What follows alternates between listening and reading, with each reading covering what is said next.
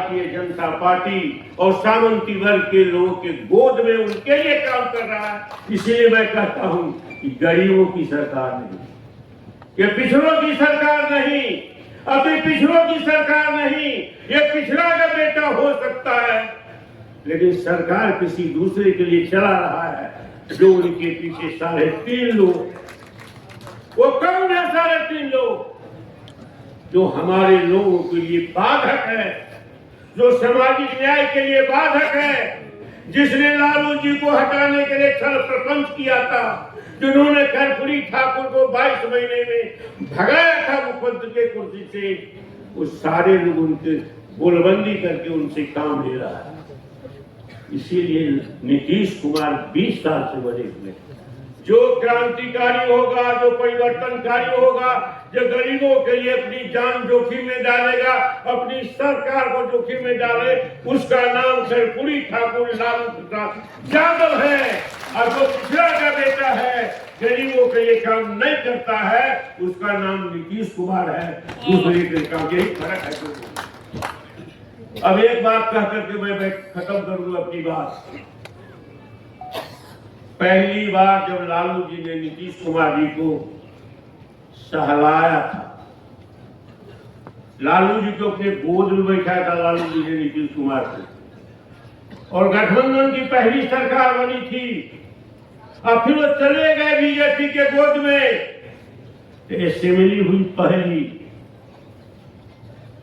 तो बिहार के कोने कोने में जब हम गए घूमे, टेलीफोन आया तो कहा कि तेजस्वी जी का परचम लहरा रहा है। कैसे लहरा रहा है? विधानसभा में जब वो मुख्यमंत्री उप मुख्यमंत्री से हटे और नीतीश के सामने खड़ा होकर के प्रतिपक्ष के नेता की हैसियत से भाषण दिया, तो लोगों को उम्मीद नहीं थी कि ये बालक ऐसा अपना परचम लहराएगा। विधानसभा में लोगों ने कहा कि केसी प्रसाद यादव में तो असीम संभावना है, असीम समझदारी है, गजब का भाषण दिया, गजब का ललकारा नीतीश कुमार को, गजब का जवाब दिया। ऐसी अपेक्षा तो हम करते नहीं थे। उन्होंने झंडा लहरा दिया। केसी प्रसाद यादव तो उसी बार एस्टैब्लिश हो गए, उसी बार एस्टैब्लिश हो गए कि बिहार के भावी मुख्यमंत्री है, उसमें सारी संभावना। और दूसरी बार दौड़े दौड़े, दूसरी बार भी थोड़ी दूरी है, इधर लालू जी है, उधर नीतीश जी है, दौड़ के चले आए।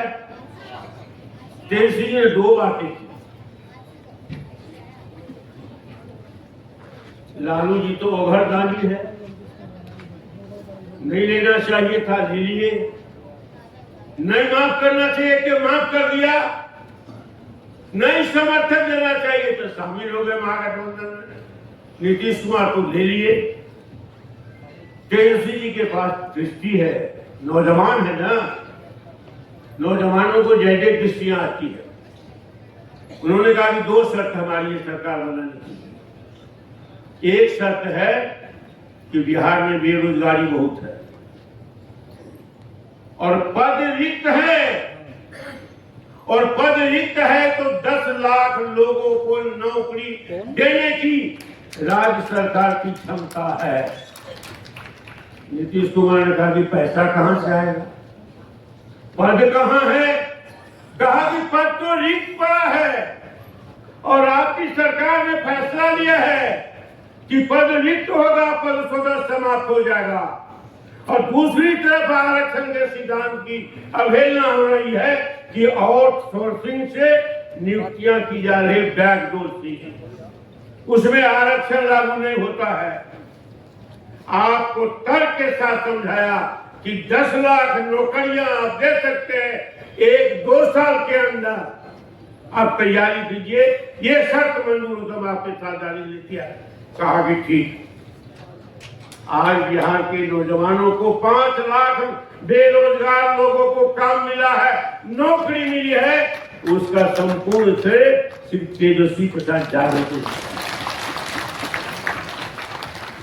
नीतीश कुमार को लगा कि ये तो श्रेय जा रहा उन्हीं को, नौकरियां मिल रही लोगों को, 5 लाख तक पहुंच गया, सरकार से भागा।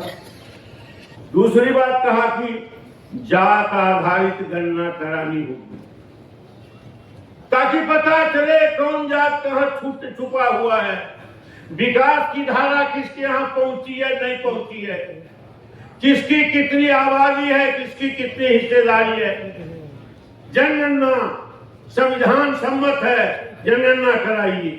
पहले तो नाकुल किया, आना था, मान लिया, जातीय जनगणना हुई। अगर परिणाम के बाद तेजस्वी ने कहा कि सबसे पहला काम कीजिए, आप आरक्षण की सीमा बढ़ाइए। 65% पिछड़ों को आरक्षण किया, 49.5 से अधिक, और 65% सुप्रीम कोर्ट जो खत्म कर दिया।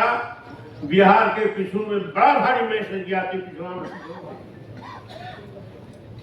कि तेजस्वी प्रसाद यादव ने तो कमाल कर दिया, बेकारों को काम दिला दिया 5 लाख, और ये 65% आरक्षण बढ़ा दिया।